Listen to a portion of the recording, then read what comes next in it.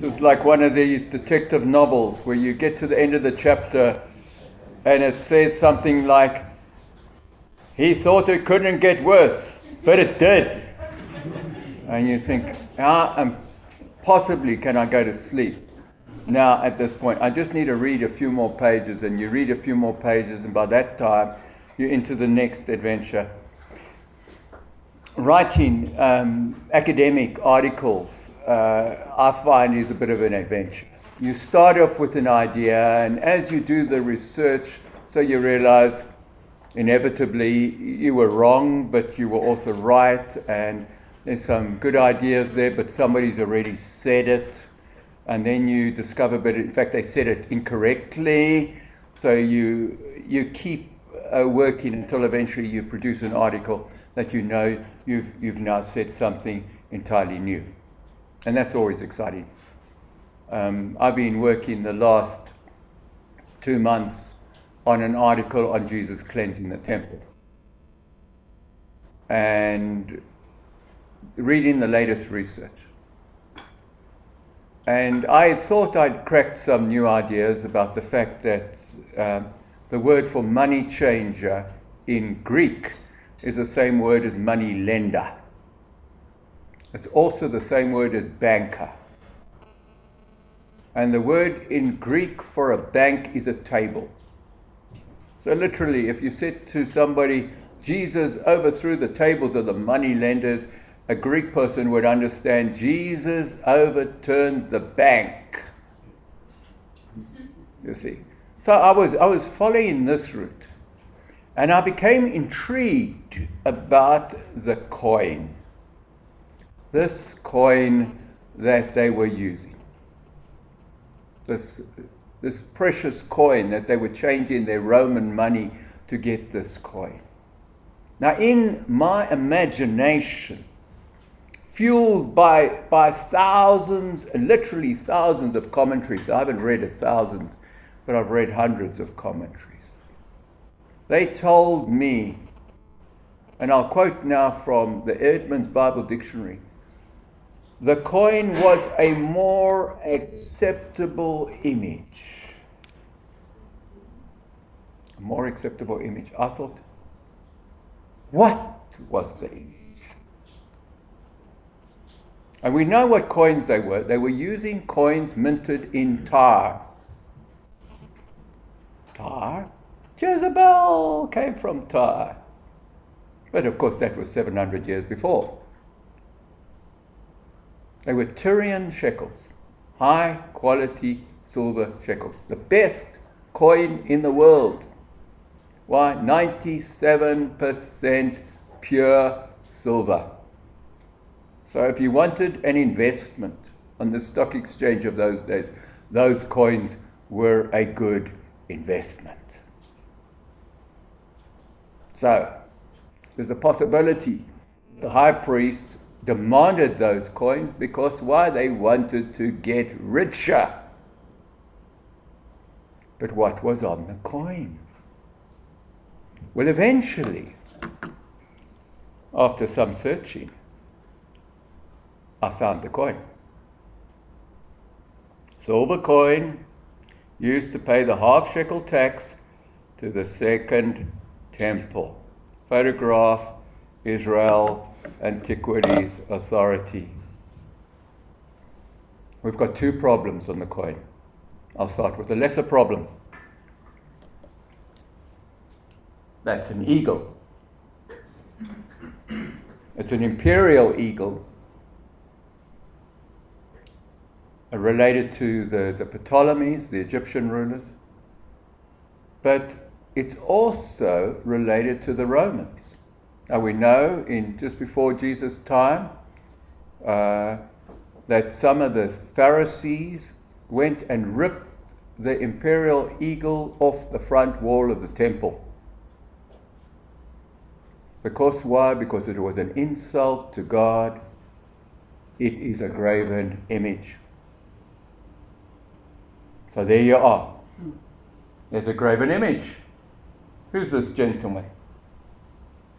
Any idea who the man is? Caesar? No? No, it wasn't Caesar. It looks like Caesar. It's made to look like Caesar. It's not a person. It's not a person. Zeus? Baal. Baal. The Baal that Elijah fought against on Mount Carmel, that is the Tyrian Baal. I asked the question, was Baal worshipped in the temple? There's your answer. There's Baal. And you know when that was first publicized? I mean, I thought I was the first person to discover that. I wasn't, of course. In 1998, a guy called Peter Richardson did a paper at the SBL conference in America where he said that was why Jesus threw over the temple changes, because of Baal. He was immediately attacked by two Jewish scholars, well, a Jewish scholar and a colleague, who said, no, that was acceptable to the Jewish people in the time of Jesus. And then, just a few years ago, Jerome Murphy O'Connor, Father Jerome Murphy O'Connor said, rubbish. It wasn't. And so when I wrote my article, I went through the whole thing, through the fact that this was a coin of Baal. And then I go further. And I say, what happened before Jesus got to the temple? What was the point at which Jesus knew he was going to Jerusalem to die? It was a mountain. Call it the mountain of the Transfiguration. And who was on the mountain? Elijah, the arch enemy of Baal. And Moses, who wrote the law, thou shalt have no graven image. And in my imagination, these two people talk to Jesus. And they say to Jesus, you know what you have to do. You have to go into Jerusalem. You have to make a public declaration of the sin of those coins and overthrow the tables. And I can imagine Jesus saying, you know what will happen? Yes, you will die. And Jesus saying, okay, that's what God wants. I'll do it. Changes our understanding of the Transfiguration. And that's why Jesus comes down from the mountain and says, we're going to Jerusalem and they will kill us. But I will rise again. I will rise again. So, exciting, eh? Exciting stuff. So, you are some of the few people in the world, because this is a closely guarded secret, who know what was on those coins. 99.99% of Christians do not know. But you do. Isn't that amazing, hey? That the Baal that Elijah fought against was on the coins of Jesus' time, as they accepted coins. Why? Because it was money. And we hear Jesus say, whom will you serve? God or money? Remember. And those high priests that made the decision, they chose to worship money. They weren't necessarily worshipping Baal, but they were definitely worshipping money. So, exciting stuff, eh? Bill? Yeah. Just to comment that the eagle is an unclean animal. Yes, even more so. An unclean animal on the coin. Oh my word, I'll have to put a footnote in. Thanks, Dave. Now, when the Jewish revolutionaries came along, this is what they did with the coins. They changed those, they immediately got rid of those coins. This is now during the Bar Kokhba revolt, so it's some 100 years later than the time of Jesus. But you could see the coins are legitimate pictures, bunch of grapes, some flowers, or whatever it is. Those are acceptable coins. And those are clean coins. And that's exactly what happened in 66 AD as well. They immediately started minting their own clean coins to get rid of Baal. And that tells you it was an issue. And this is the back of the coin, and what do we see there? We see the temple. So again, a legitimate design pattern to have on the coins. So if the Jewish revolutionaries thought there was something wrong with the coin, Jesus would have seen something wrong with the coin. And therefore those arguments that it was acceptable to the Jewish people in Jesus' time are rubbish, to put it bluntly. But Jesus prophesies the destruction of the temple. Not one stone, he says, will be on another. After Jesus left the temple, his disciples came over and said to him, "Look at these buildings." Jesus replied, "Do you see these buildings? They will certainly be torn down. Not one stone will be left in place." And in the centuries that followed the destruction of Jerusalem, in 70 AD, the Roman troops rolled the stones off the walls, cleared the temple buildings, and rolled them down. So complete destruction. And ultimately, in Rome, in the year 73 AD, here we see detail of the Arch of Titus. And he depicts the soldiers carrying the treasures of the Jerusalem temple, including the menorah. So Jesus' prophetic words coming true. This is the village of Silwan, which is the Mount of Olives.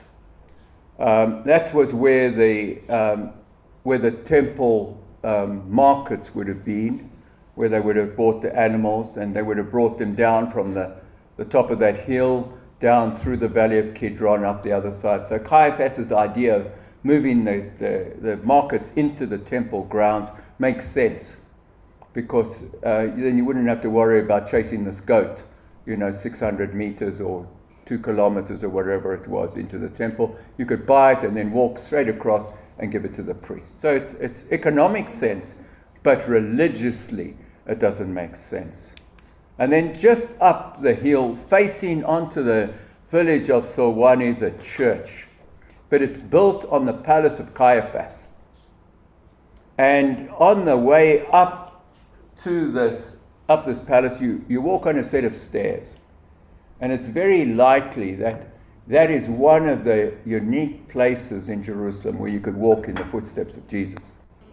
Because Jesus would have been taken up that hill, probably to the house of Annas, but possibly to the house of Caiaphas, and he would have been tried there. So Caiaphas, understand, Caiaphas is bad news. He was an incredibly powerful, very brutal man. If you think Pontius Pilate was bad, Caiaphas was worse. Interestingly, both of them were fired the same year. Both of them were dismissed in the year 36 AD. Pilate was just one of many governors of Israel that were fired. Why? Because they were too violent. But Caiaphas met his just deserts.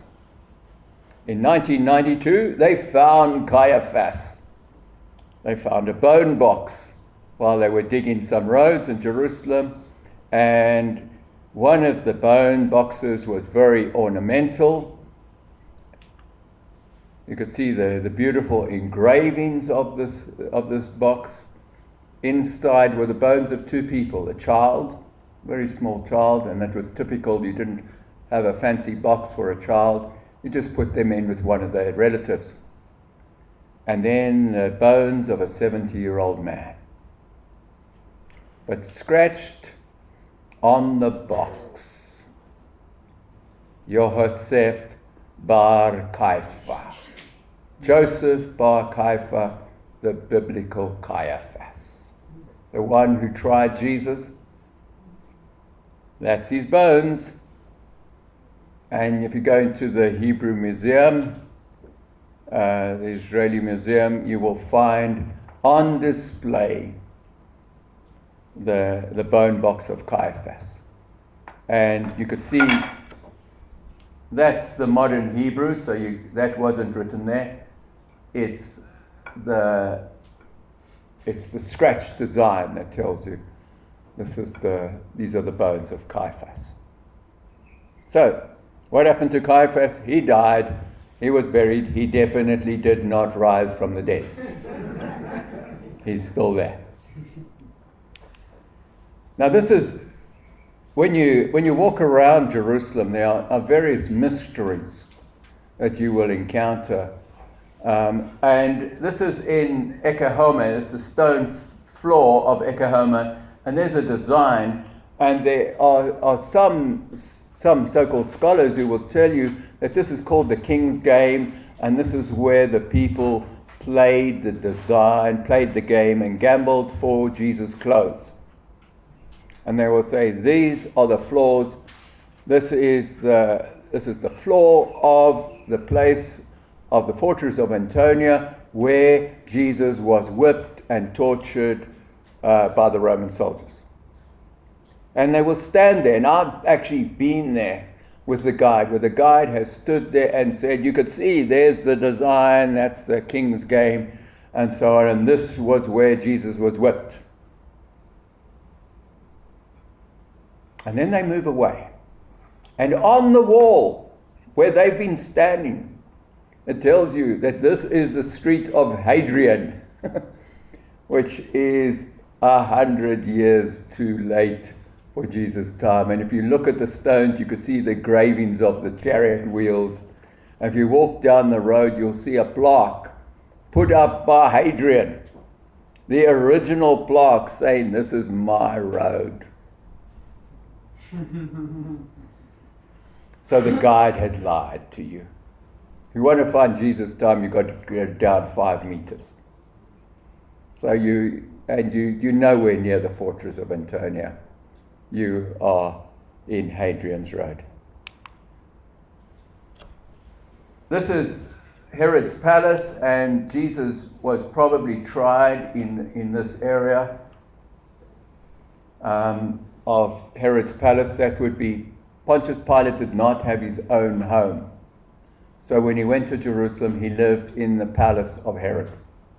That's the likelihood. And therefore, when he says to the people, choose between Barabbas and Jesus, it probably takes place in Herod's palace. Where's Herod's palace today? It's called the Tower of David. It's a Crusader castle. It's a medieval minaret, a Muslim medieval minaret. But inside that, and this is at the Jaffa Gate. If you've visited Jerusalem, you'll know the Jaffa Gate. You go in the Jaffa Gate, immediately on your right is the citadel, called the Citadel or the Tower of David. You go inside the middle of it, and there is Herod's palace right in front of you. So you could go and stand on those stones, and again you could be standing in the footsteps of Jesus. Strangely enough, most tourists go straight past that. They go down and they'll go to one of the other shrines that says, no, definitely this is where Jesus was whipped, and they are totally wrong. So if you want to actually get to where Jesus was tortured, it would have taken place here in Herod's palace. And what about the crucifixion? This is an ankle bone of a crucified man. It has a nail through it. There's the head of the nail. Here's the end of the nail. It's twisted. That's the ankle bone. What happened? They nailed somebody to the cross. The nail went in straight, but it hit a hard piece of wood, a knot. It bent. They couldn't take the person off the cross because of the bent nail. So what did they do? They cut the ankle off. Then, in the days that followed, they worked with a chisel until they could take the nail out. Then they buried that part with the nail still intact in the coffin with the rest of the body. Mel Gibson's Passion shows you them bending the nails because he had seen this picture of the nail. He thought it was the normal thing to do, to bend the nails. What Mel Gibson doesn't realize is if they really bent the nails on the cross of Jesus, they would have had to chop his hands off and his feet. So that was Mel Gibson's Passion was wrong. This shows you, sorry? So would they have cut Jesus' feet off as well? No, they didn't bend the nails. They took if the nails were straight, they would just pull the nails out. Yeah. No, they would have, that would be the normal place. You knock the nails in straight and you pull them out again. Yeah. This is a tomb, a typical Roman time tomb, so it's a tomb from the time of Jesus. Notice the stones across the entrances to the tomb. Notice the shape of the stone. It's a rectangle. It is not round. So why do we have all these pictures of tombs with round stones? And the answer is, at the garden tomb, there is a big round stone, which was used in later years for crushing olives. It's a big, heavy stone. And somebody leaned it on the wall next to the garden tomb. And forever after, the artist drew the garden tomb with a big, round stone. No. Stones in front of tombs were rectangular. They covered the tomb. Okay, here we are.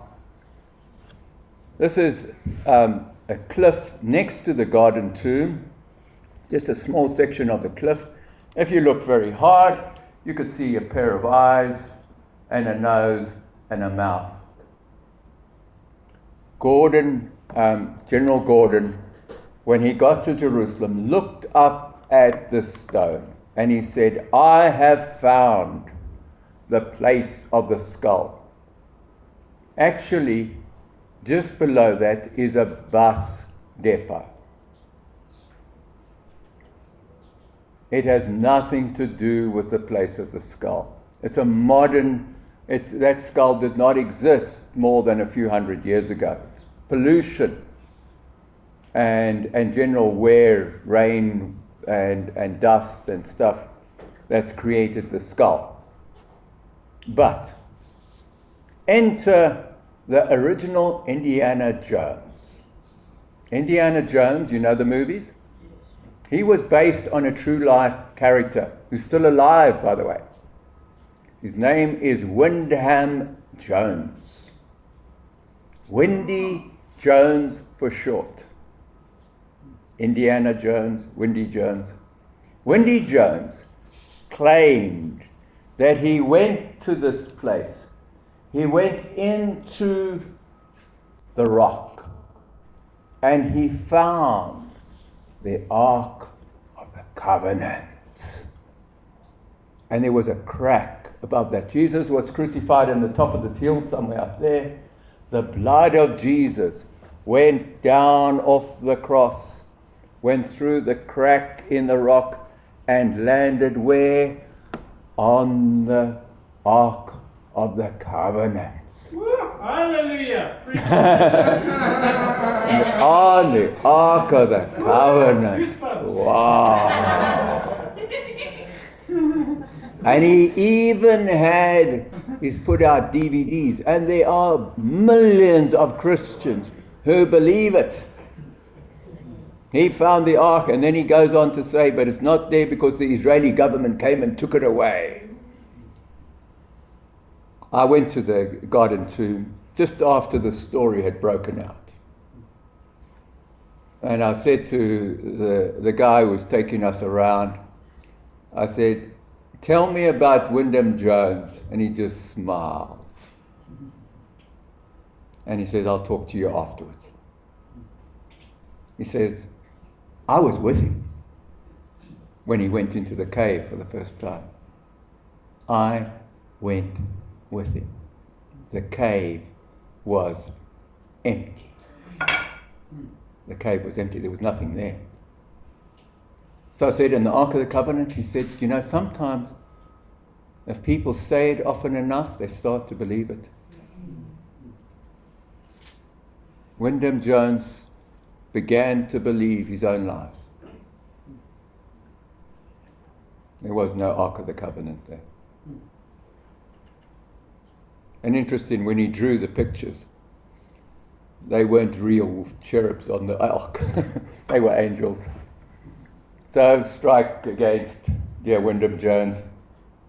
But raises an interesting question about whether the Garden Tomb at the Damascus Gate or the Holy Sepulchre in the city of Jerusalem is the most likely place for a tomb of Jesus.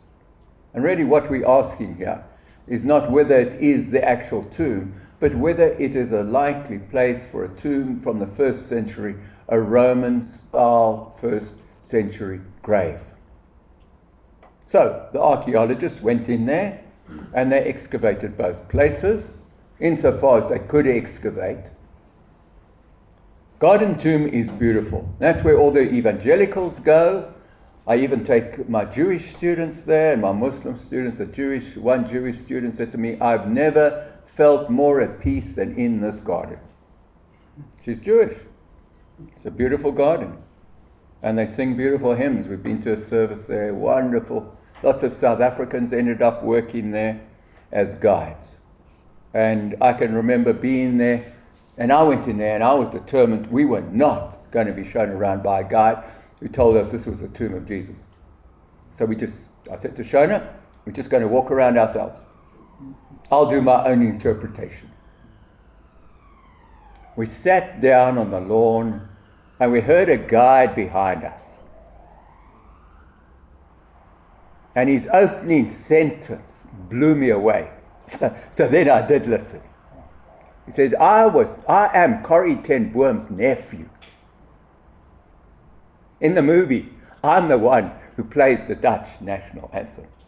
Corrie ten Boom was that wonderful Christian who worked to save Jewish people. He said, then I'm listening. He says, here is a tomb. Could be the tomb of Jesus, but it may not be. He says, but that's irrelevant. Because you want to know where Jesus is? He's here, in my heart. I thought, I like this guy. He and I speak the same kind of language. Yeah. So, let's explore this tomb. The tomb, the doorway, has now been partially bricked up. You can see the bricks there on the side of Elspeth. But what people don't realize is that this is not a single tomb. This, in fact, is a complicated set of tombs. So you're looking at the entrance, and it takes you into two little rooms. This is some of the pottery they found when they first dug in the tomb over 100 years ago. And the archaeologists would look at that. On the left-hand side, there is a perfume jar. Then there's a little kind of figure, animal figure, and then there's some other kind of something else. I'm not quite sure what it is. That tells you straight away you're into the time of Jeremiah. This is serious Old Testament pottery. So 6th century earlier. It is definitely 600 years too early for Jesus. So there were people being buried in this tomb 600 years before Jesus was born. It gets more interesting. The design of the tomb as we see it today, with those funny little head pieces, is Byzantine, 600 AD. The tomb was reused 600 years after the time of Jesus as a burial place. So this tomb has got a lot of history. It's got 1,200 years of history. Is it a candidate for Jesus' time? No. Not if it's a new tomb, as the Bible tells us. So we go behind, and we go next door, and we go underneath St. Etienne's monastery, and there are the rest of the tombs. Now, I didn't realize that when we went to the garden tomb. Nobody told me if you went down the road and you go and visit St. Etienne's, that will take you underneath there, and you will see the other side of the tomb and all the rest of the graveyards. And these are typical Old Testament tombs. You know, Jeremiah, Isaiah would have been buried in these kind of tombs. There you could see the slabs. They put the bodies out on the slabs until they decomposed, and then they would, in biblical terms, gather you to your fathers. What's that mean? Putting your bones with the bones of your fathers.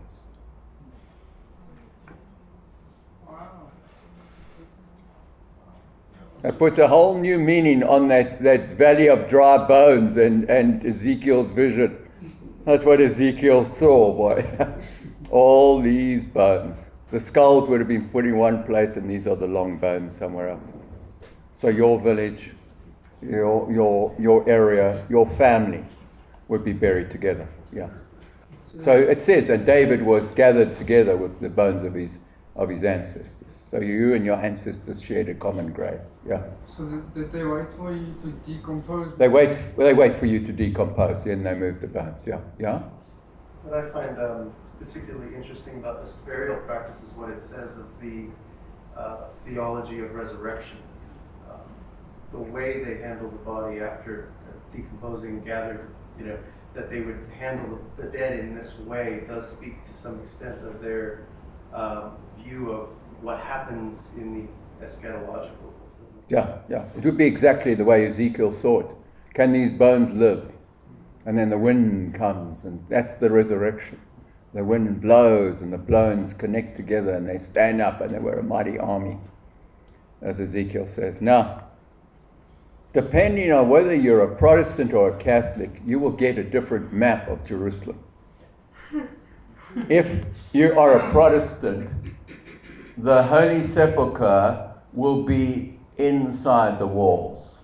If you are Catholic, it's outside the walls. So the wall moves. The wall moves. Depending on what they're trying to do, is they're saying to you, it could never have been the Holy Sepulchre. That's what they're saying. So let's go to the Holy Sepulchre, the most controversial building in Christian history. The Crimean War. Some of you will remember the Crimean War. No, you won't. It's too old for you. The Crimean War was fought because the priests in the Holy Sepulchre had an argument and a fight, and some of them died. To settle the debate, the Christians fought each other. Isn't that an interesting thing? The British and the Russians went to war. Why? Who knows? Why? Why didn't they fight the Muslims who had caused the debate in the beginning? No, Christians don't fight Muslims. They go and fight each other instead. It's really, as one of the most ridiculous parts of history, the Crimean War, all because of the argument. If you go into the Holy Sepulchre, they will show you a slab and a very ornamental tomb. They will tell you this was the burial place of Jesus. I'll be gentle.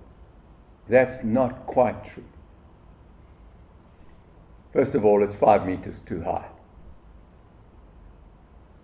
But, and very few people know this, if you get permission, like the archaeologists did, to go into the deep, deep bowels of the Holy Sepulchre, you find another tomb.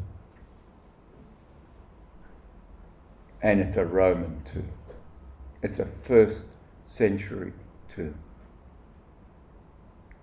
It's called the Tomb of Joseph. It's not connected with Jesus by any authorities.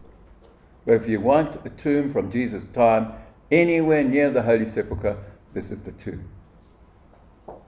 So of all the tombs we've seen, which is the one most likely to be in the tomb of Jesus?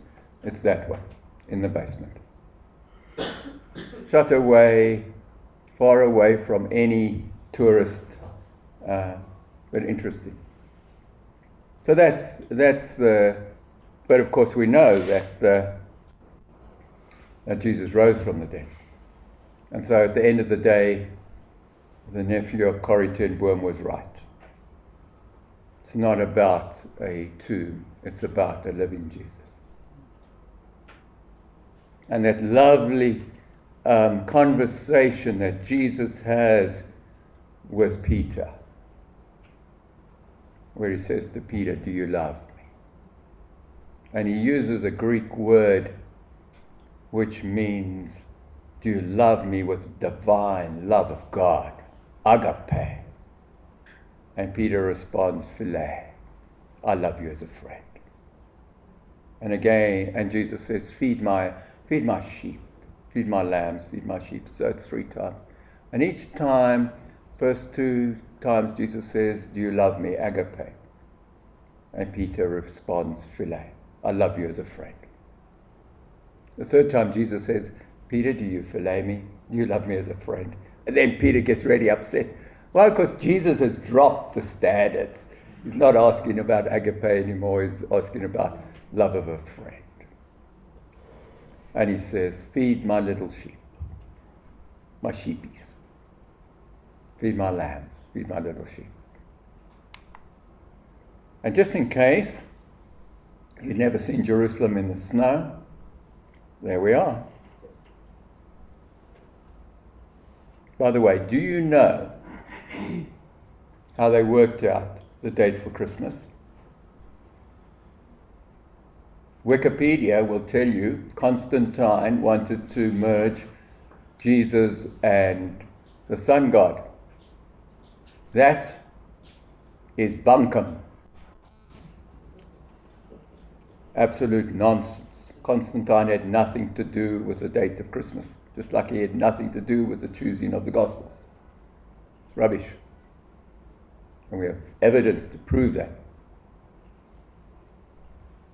The date of Christmas was worked out around about the year 200 AD. 130 years before Constantine was even in the picture. And you know how they did it? The church needed a date to celebrate the annunciation to Mary that she was pregnant. And they chose spring. What a nicer time than spring to celebrate the announcement that Mary was pregnant. So they chose the date round about the 20th of March, which is the spring in the northern hemisphere, the spring equinox. And that became the festival of the Annunciation, celebrated still today in Catholic and Greek and Anglican and places like Switzerland and so on. But Christmas read a lovely article just recently by an archaeologist. He said, it's simple.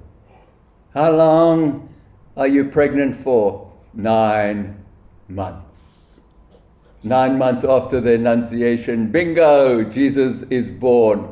They worked out Christmas by adding 9 months to the festival of the Annunciation. And that's why we have Christmas there. Nothing to do with Constantine, nothing to do with the sun god, nothing to do with any of the other crazy ideas. It was a mathematical calculation based on the average length of a pregnancy. I love it, hey? And all those churches that say, no, it's a pagan festival. No, it's not. It's a Christian, it's always and only been a Christian festival. It's got lots of pagan ideas attached afterwards. But the original, the year 202 or 212, was simply a mathematical equation. So there you are. I may have pricked a few balloons.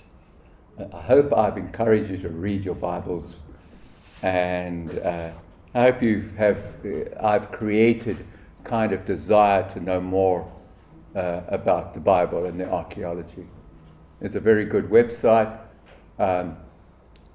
Biblical Archaeology Society, BAS. They produce a journal which has just recently gone online, so you can get it in an online journal called Biblical Archaeology Review. And for not very much, about $20 a year, you can get this journal online. And they will send you almost a daily email with the updated information about what's new and what archaeologists are saying and all the rest. So some of it's true, some of it's imagination. At least it'll tell you what the latest findings are. All right.